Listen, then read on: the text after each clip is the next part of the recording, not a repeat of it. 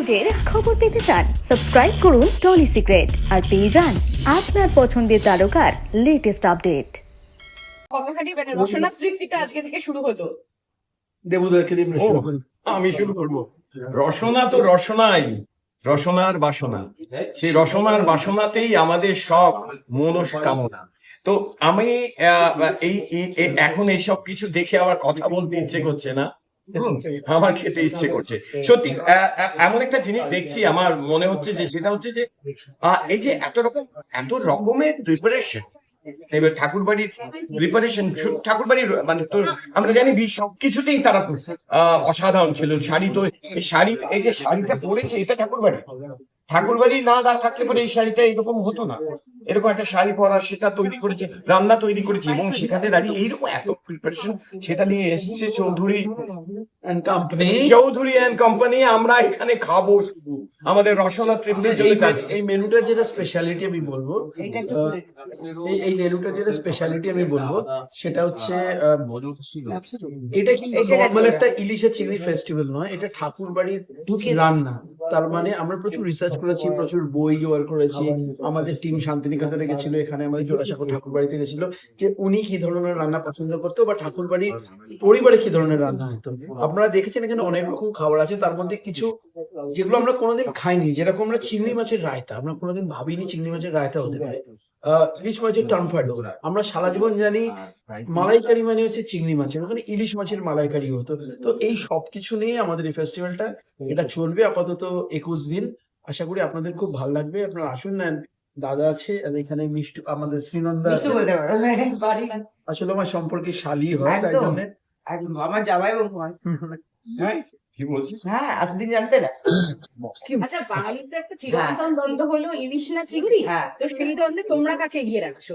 আমার জন্য ইলিশ। আর আমি একটা কথা বলছি, আজকে আমার শরীর খারাপ হলেও আমি এসেছি, কারণ আমি তো কলকাতায় থাকতাম না।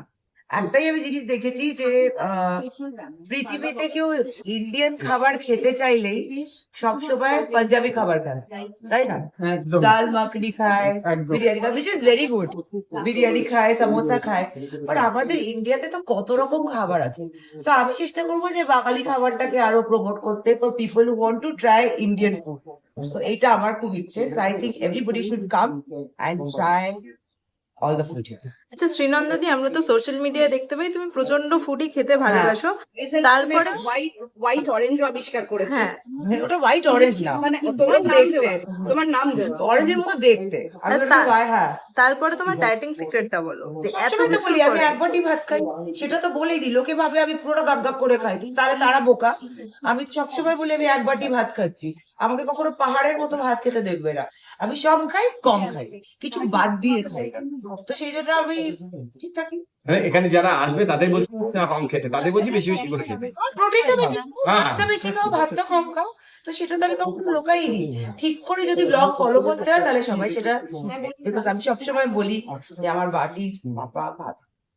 আচ্ছা, আর ইলিশ বা চিংড়ির কোন আইটেম গুলো তোমাদের দুজনের পার্সোনাল ফেভারিট? তোমাদের তিনজনেরই পার্সোনাল ফেভারিট যদি বলা হয়। এখানে যা আছে বাড়িতে যদি বানানো হয়, আমি ভালোবাসি হচ্ছে পাতলা কালো জিরের ঝোল বেগুন দিয়ে, একদম কমফর্ট ফুড। বাট এখানে I want like to try everything. Debuda, আমি বলবো যে প্রত্যেকটা খাবারের মতো আমাকে এরকম ভাবে বললে পরে ওয়াইদার রামান না আমাদের শ্রীদেবী এটা বললে পরে আমি মুশকিলে পড়ে যাবো। ঠিক তেমনি ভাবে এখানে ইলিশ দেখছি, এটা দেখছি, মানে খাবারের সাথে আমি বলছি কেন সৌন্দর্য বিভিন্ন রকম ভাবে, জীবের সৌন্দর্য মানে স্বাদের সৌন্দর্য আছে। তো স্বাদের যে সৌন্দর্য আছে সেখানে দাঁড়িয়ে আমি এটা বললে পরে তো মুশকিলে পড়ে যাবো। ইলিশও খাবো, চিংড়িও খাবো, একদিন ইলিশ একদিন চিংড়ি।